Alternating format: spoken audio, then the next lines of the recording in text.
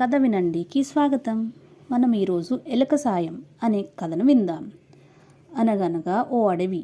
జంతువులన్నీ కలివిడిగా జీవిస్తుండేవి. కానీ ఎక్కడి నుండో వచ్చిన ఓ పెద్ద పులి మాత్రం వీటిని బాగా ఇబ్బంది పెడుతుండేది. ఆకలేసినా వేయకున్నా వేటాడేది.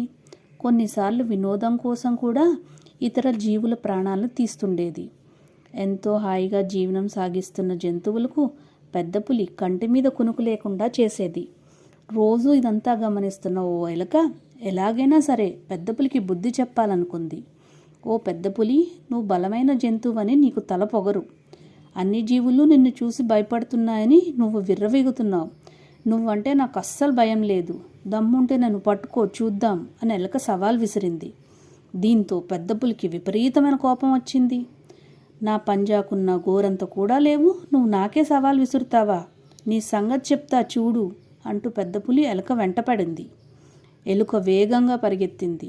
పొదల్లో దూరుతూ బయటికి వస్తూ గెంతుతూ దూకుతూ పులిని ముప్పతిప్పలు పెట్టి 3 చెరువుల నీళ్లు తాగించింది. చివరకు కొండపైకి పెద్ద పులిని తీసుకెళ్ళింది. జంతువులన్నీ తన్నే చూస్తున్నాయి. ఎలుక తనకు దొరకడం లేదు. పరువు పోతోంది అన్న ఉక్రోషంతో పెద్ద పులి మరింత వేగంగా ఎలుకను వెంబడించింది.